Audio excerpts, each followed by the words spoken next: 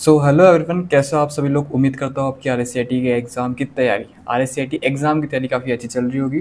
और आज की क्लास इंग्लिश में भी होने वाली है और हिंदी में भी होने वाली है। मेरे कहने का मतलब ये था कि ये क्लास हिंदी मीडियम वालों के लिए भी है और इंग्लिश मीडियम वालों के लिए भी है। इंग्लिश मीडियम वालों को ज़्यादातर प्रॉब्लम ये आती है कि ज़्यादा ही वो क्वेश्चन शुद्ध हिंदी में, कोई जैसे कि ज़्यादा ही शुद्ध हिंदी यूज़ होती है तो समझ में नहीं आता है। जैसे कि यहाँ पर एक सेकेंड, और यहाँ पर लिखा है जैसे दस्तावेज, तो उन्हें समझ में नहीं आता कि दस्तावेज का मतलब होता क्या है। और जैसे कोई सेकंड क्वेश्चन में कोई देखते कोई वर्ड, जैसे कि यहाँ पर लिखा है योग्य, विशेष, तो ऐसे शब्दों में काफ़ी दिक्कत आ रही थी। तो हम आज इंग्लिश में भी आपके लिए क्वेश्चन लेके आए हैं, तो कोई प्रॉब्लम आएगी नहीं। अब चलते सीधा क्लास की तरफ। ओके, ठीक है। तो आपका जो फर्स्ट क्वेश्चन है वो है, एमएस वर्ड में किसी लंबे दस्तावेज में अलग अलग सेक्शन के लिए अलग अलग हेडर फुटर। हेडर फुटर पता ना आपको, यानी हेडर मतलब हेडिंग जो ऊपर लिखी रहती है बड़े शब्दों में, फुटर मतलब जो नीचे से लिखा रहता है ना हल्का सा साइड में या बीच में कुछ समथिंग, जैसे लेखक का नाम, राइटर का नाम, तो उसे फुटर कहते हैं। ओके, जो छोटा सा नीचे लास्ट में, पेज के लास्ट में लिखा हो, और हेडर जो बिल्कुल बड़ी बड़ी वर्ड्स के अंदर हेडिंग दी हो उसके लिए, ठीक है। मतलब हेडर फुटर लगानी है तो कौन सा विकल्प उपयोग किया जाता है। इंग्लिश में कहे तो which feature in MS word is use to apply different header footers for different section. तो बताइए। तो इसका जो आंसर होगा वो होगा सेक्शन ब्रेक। अब क्यों, देखो मान लो ये आपका पेज है। अब इस पेज पे आपको इधर, इसी पेज पे आपको जैसे कि एक हेडिंग डालनी है, लेकिन इसी पेज पे आपको दूसरे सेक्शन के लिए एक दूसरी हेडिंग डालनी है। तो क्या करोगे, यहाँ पर जो पेज होगा ना, ये जो सेक्शन रहता है ना, सेक्शन पैराग्राफ, ये जो सेक्शन रहता है उसको ये तोड़ देता है। ओके, तो यहाँ पर आप अलग हेडिंग डाल सकते हो, यहाँ पर आप अलग हेडिंग डाल सकते हो। ओके, नेक्स्ट क्वेश्चन की तरफ बढ़ते हो। सेकंड क्वेश्चन है, ये नंबर हो इतना गैप की तो कोई बात नहीं, ठीक है। तो सेकंड क्वेश्चन है, एक्सेल में किसी बड़े डेटा सेट से विशेष शर्त पर कुल योग्य निकालने के लिए कौन सा फंक्शन सही है। तो ये एक्सेल का क्वेश्चन है, मतलब which Excel function calculates total based on a condition. Total based मतलब कुल मिला के जो आपका योग्य होता है, मतलब सबको एक तरफ प्लस करने के बाद जो आपका टोटल रिजल्ट निकल के आता है उसके लिए, ठीक है। तो इसका जो आंसर होगा वो होगा सी, सम इफ। ओके, दूसरे का आंसर है सी। अब बढ़ते हैं थर्ड क्वेश्चन की तरफ। एक सेकंड में देख ही लेता हूँ, मैंने रिकॉर्डिंग ऑन तो की है ना, हमेशा प्रॉब्लम आती है। एक बार हुआ था कल परसों की क्लास में, हमने रिकॉर्डिंग स्टार्ट करी बट रिकॉर्डिंग हुई नहीं, फिर बाद में पता चला कि रिकॉर्डिंग स्टार्ट नहीं है, तो वो क्लास फिर दोबारा से रिकॉर्ड करनी पड़ी, बट कोई नहीं। हाँ, जो क्लास है वो ऑन है। अब बढ़ते हैं अपने फ्लो के अंदर, ठीक है। तो थर्ड क्वेश्चन है, पावर पॉइंट में स्लाइड्स के ऑब्जेक्ट्स के बीच में समान अंतर रखने के लिए कौन सा विकल्प उपयोग होता है, यानी which option is use to maintain equal spacing between slide objects. Okay, तो इसके जो ऑप्शन है वो है अलाइन, डिस्ट्रीब्यूट, ग्रुप या सेक्शन प्लान। बताइए इसका आंसर। तो इसका जो आंसर होगा वो होगा थर्ड वाले का, डिस्ट्रीब्यूट। ओके, ये आपके जो स्लाइड्स होती है, जैसे ये एक स्लाइड हो गई, ये दूसरी स्लाइड हो गई और ये तीसरी स्लाइड हो गई, इन तीनों के बीच में जो स्पेस रहता है ना, उनको ये मेंटेन यानी इक्वल करके रखता है। ओके, डिस्ट्रीब्यूट का मतलब ये होता है। अब बढ़ते फोर्थ क्वेश्चन की तरफ। फोर्थ क्वेश्चन है, एच टी में एस का मतलब होता है, what does S stand for in H, यानी एस इस टर्म के अंदर, यानी इस वर्ड के अंदर एस का क्या मतलब होता है। सर्विस, सिक्योरिटी, सिक्योर या सर्वर। बताइए। तो इसका जो आंसर होगा वो होगा सिक्योरिटी, ठीक है। अब बढ़ते फिफ्थ क्वेश्चन की तरफ। आज के जो क्वेश्चन है वो काफ़ी इजी है, इसलिए मैं थोड़ा फास्ट करवा रहा हूँ। ये मत समझना कि मैं क्लास को जल्दी खींच रहा हूँ, नहीं नहीं, ऐसा कुछ नहीं है। हाँ, वैसे क्लास जल्दी करनी भी चाहिए क्योंकि आपके क्वेश्चन की प्रैक्टिस होना ज़्यादा ज़रूरी है। ओके, तो यहाँ पे जो फिफ्थ क्वेश्चन हुआ है, एक्सेल में किसी फॉर्मूला के परिणाम, परिणाम मतलब रिजल्ट। ओके, एक्सेल में किसी फॉर्मूला के परिणाम को स्थिर करने का सही तरीका कौन सा है। How to convert formula result into static value. Okay, static मतलब स्थिर। ओके, डिलीट फॉर्मूला, देखो यहाँ पर पूछा है किसी फॉर्मूला को स्थिर रखने के लिए, तो डिलीट फॉर्मूला तो नहीं होगा ऑप्शन, इतना तो क्लियर है, ठीक है। Paste special values, insert function या फ्रीज सेल। फ्रीज सेल में तो मतलब बंद ही कर देना, ये भी नहीं होगा। तो इन दोनों में से आपको कोई सही आंसर होगा, बताइए। तो इनमें से जो आपका सही आंसर होगा वो होगा बी, पेस्ट स्पेशल। ओके, अब बढ़ते हैं सिक्स्थ क्वेश्चन की तरफ। सिक्स्थ क्वेश्चन है, वर्ड में स्वतः, वर्ड में स्वतः टेबल ऑफ कंटेंट्स बनाने का फीचर कौन सा है? Which feature creates automatic table of content, यानी खुद से ही टेबल बना देना। अपन एक मैन्युअली काम करते हैं ना कि पूरी एक टेबल बनाते हैं, फिर उसमें एक एक चीज़ को अपन लिखते हैं, तो इसमें बहुत ज़्यादा टाइम लग जाता है। और एक तरीका होता है ऑटोमेशन का, यानी खुद से ही ये पूरी टेबल बन जाएगी आपकी। तो कौन सा तरीका है इनमें, इन ऑप्शन में से? Table tools, heading styles, page layout, smart art, बताइए। तो इसका जो आंसर होगा वो होगा heading style. Okay, table tools नहीं होगा, टेबल टूल्स तो अलग चीज़ हो गई। पेज लेआउट तो पेज के लिए हो गया। स्मार्ट आर्ट ये तो लाइक स्टिकर विकर के लिए हो गया, आपके लिए कुछ स्टिकर इमोजी उनके लिए आता है। और कुछ जैसे कि आपको एनिमेशन, एनिमेशन नहीं होता बट कुछ ग्राफिक्स आपको ऐड करनी है, वो तो उसके लिए आता है। ठीक है, हेडिंग स्टाइल ये आपको बिल्कुल सही होगा। यहाँ पर आपको टेबल, ऑटोमेटिक टेबल ऑप्शन का, टेबल कंटेंट्स का ऑप्शन मिल जाता है आपको। ओके, अब बढ़ते सातवें क्वेश्चन की तरफ। टाइम क्या हो गया, एक सेकंड।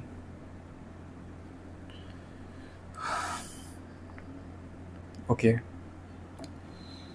तो क्लास कैसी लग रही है? और हाँ, इसको शेयर भी कर देना क्योंकि आपकी आईएलटीएस एग्जाम काफ़ी ज़्यादा नज़दीक है। ओके, और सातवां क्वेश्चन, पावर पॉइंट में सभी टेक्स्ट बॉक्स को एक समान फॉर्मेट में लाने के लिए क्या उपयोग किया जाता है? यानी पावर पॉइंट के सभी टेक्स्ट, टेक्स्ट पता है ना आपको, लिखावट वर्ड्स, बॉक्स को एक समान फॉर्मेट में लाने के लिए क्या किया जाता है? Which feature unifies formatting of all text box, यानी ये आपके बॉक्स है, इसमें टेक्स्ट लिखे, कोई किसी फॉर्मेट में, कोई किसी भाषा में, कोई बोल्ड है, कोई पतला है, कोई कैपिटल है। तो इन सब की फॉर्मेटिंग को सेम करने के लिए किस उसका फीचर का यूज़ होता है?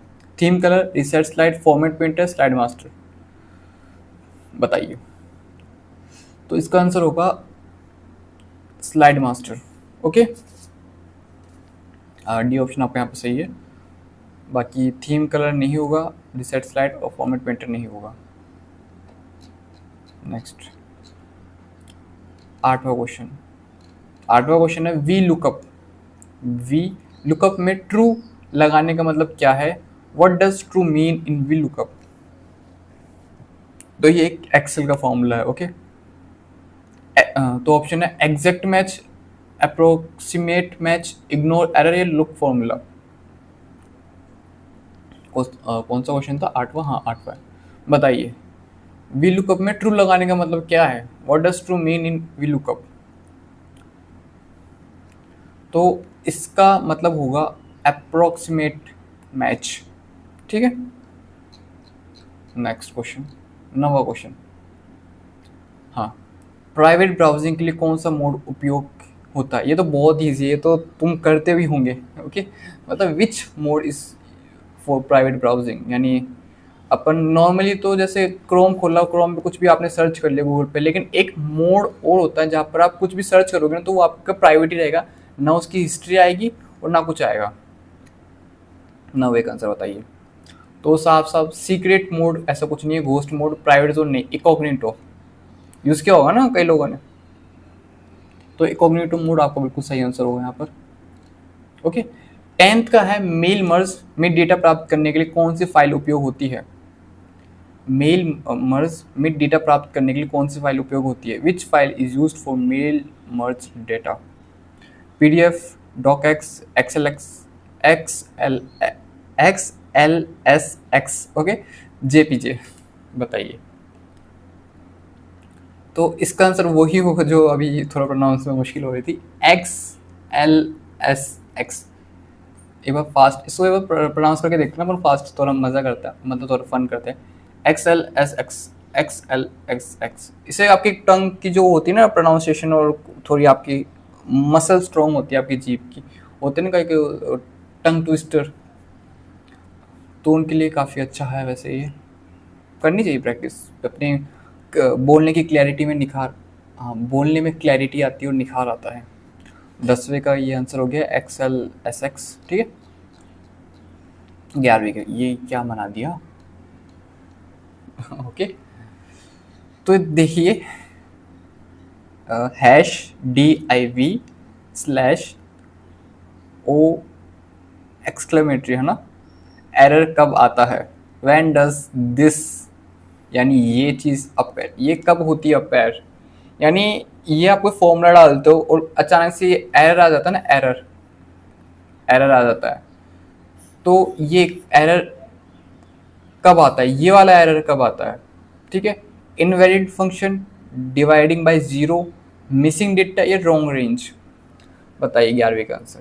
तो इसका जो आंसर होगा वो आप कमेंट कर देना, ठीक है। नहीं तो मैं आपको 5 सेकंड देता हूँ, आप आंसर कमेंट कर दीजिए और बाद में आके इसका आंसर देखिए।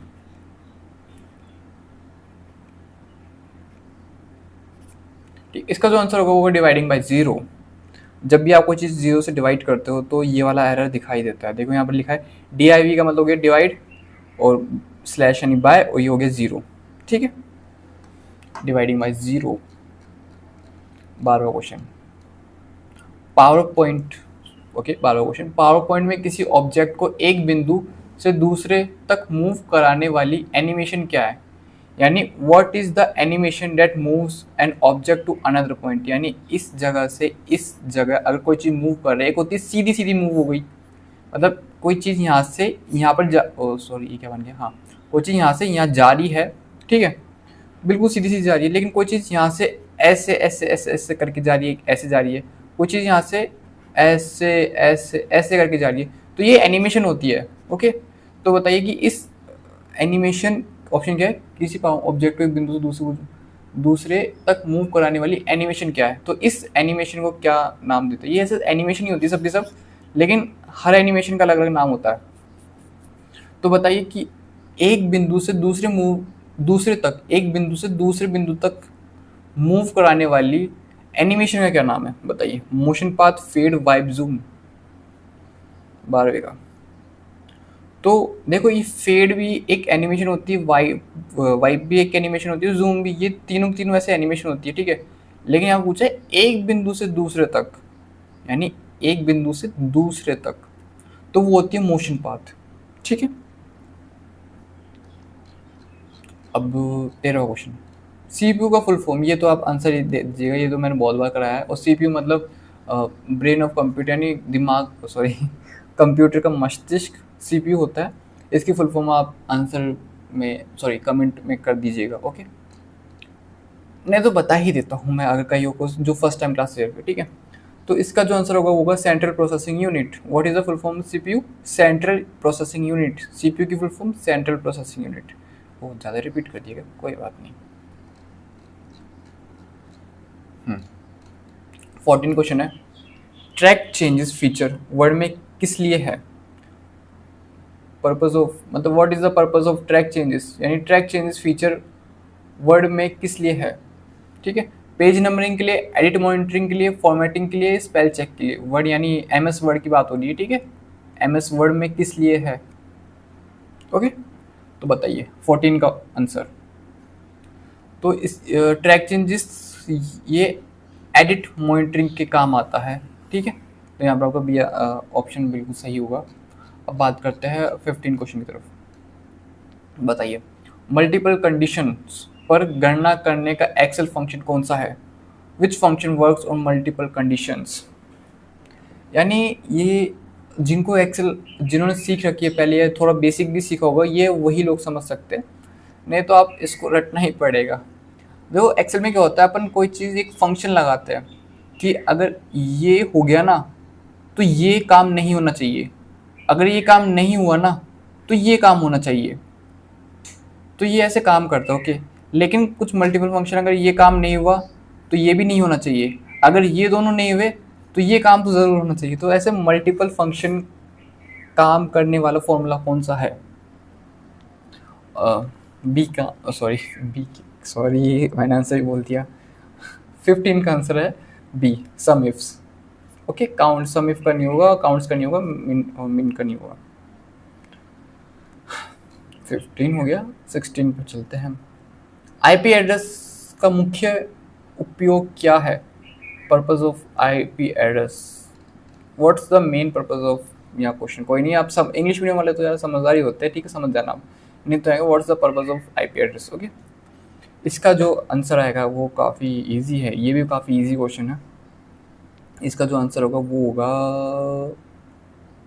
ए, ठीक है, आइडेंटिफाई डिवाइस। मतलब डिवाइस की भी जैसे अपना खुद का आधार कार्ड होता है ना, तो मोबाइलों का ही होता है आईपी एड्रेस, ठीक है। हाँ, 17वें पावर पॉइंट में रियर्स टाइमिंग का उपयोग, ये मैं अगर थोड़ा मिस प्रोनाउंस कर दूँ तो सॉरी उसके लिए, ठीक है। रिहर्स, हाँ रिहर्स सही लग रहा है वैसे मैं प्रोनाउंसिएशन, बट मैं फिर भी चेक कर लूँगा, लेकिन मुझे तो सही लग रही है। Okay, use of rehearse timing, okay, practice timing, grammar check, notes, theme change, बताइए। तो इसका जो आंसर होगा वो आप कमेंट में नहीं, मैं बता दूंगा क्योंकि ये थोड़ा नया क्वेश्चन है। इसका जो आंसर होगा वो प्रैक्टिस टाइमिंग होगा। Okay, next question. हाँ, पिवोट टेबल का मुख्य उपयोग क्या है? ये मैंने पहले करा रखा है, बट कोई मतलब नहीं होता, मैंने पहले करा रखा है, ज़रूरत हो ना सबने ही वो पहली वाली क्लास देख रखी होगी, तो मैं इसका भी आंसर आपको बताऊंगा, तो कोई टेंशन लेने की कोई बात नहीं है। ओके, और वो एक क्वेश्चन मैंने आपको कमेंट के लिए दिया था ना, हाँ उसका आप कमेंट में जाके देख लेना, किसी ने कोई ना कोई तो आंसर देगा ही, वैसे मुझे उम्मीद है बहुत सारे लोग आंसर देंगे। ओके, पिवोट टेबल का मुख्य उपयोग क्या है? Main purpose of pivot table, ठीक है, चार्ट, डेटा समरी, फॉर्मेटिंग या स्पेलिंग, बताइए। 18वें का आंसर क्या होगा? 18वें का जो आंसर होगा वो होगा बी, डेटा समरी, यानी आपका जो डेटा इधर इधर उधर इधर इधर सारी जगह फैला हुआ है उसको एक जगह टेबल बना के उसकी अच्छे से उसको मेंटेन करना, ये काम होता है पिवोट टेबल का, ठीक है। पिवोट है, पाइवोट है, कोई नहीं। पीडीएफ का फुल फॉर्म ये मैं नहीं बताऊंगा, ये इतना बेसिक क्वेश्चन है ना कि आप रील्स भी देखोगे ना कभी कभी आ जाता है पीडीएफ का फुल फॉर्म, आप शॉर्ट्स भी देखोगे ना कभी कभी आ जाता है पीडीएफ का फुल फॉर्म, तो ये क्वेश्चन सॉरी, हाँ सही बोला था, इस क्वेश्चन का आंसर भी आपको कमेंट में ही देना है, और अगर कोई नहीं देगा तो मैं आपको कमेंट के अंदर ही मैं खुद दे दूंगा इसका आंसर। ओके, लेकिन आपको इसका आंसर पता चल जाएगा। और 19वां, अब 20वें की बात करते हैं। हाँ 20वां, कंट्रोल शिफ्ट एन वर्ड किसके लिए है? यानी control plus shift plus N word किसके लिए है? न्यू डॉक्यूमेंट के लिए। देखो कंट्रोल कीबोर्ड होता है ना, कीबोर्ड, तो कीबोर्ड के यहाँ पर इस साइड होता है कंट्रोल, CTRL, ठीक है। शिफ्ट आपको पता ही कहाँ पर होता है, शिफ्ट भी ऊपर ही होता है इसके, हाँ इसके जस्ट ऊपर होता है शिफ्ट। हो गया, हाँ एक सेकेंड, स्टूडेंट आए हैं।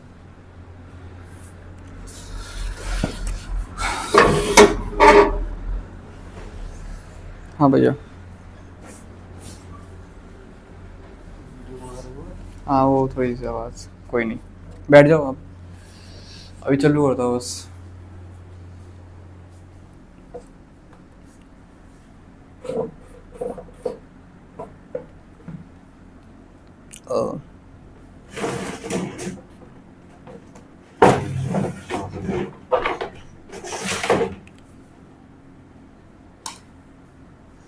हाँ, तो कंट्रोल आपका यहाँ पर होता है, शिफ्ट आपका यहाँ पर होता है, और यहाँ पर लिखा है ना एन वर्ड, ये कोई अलग से कोई वर्ड नहीं है, एन मतलब लेटर ही हो गया आपका, ठीक है।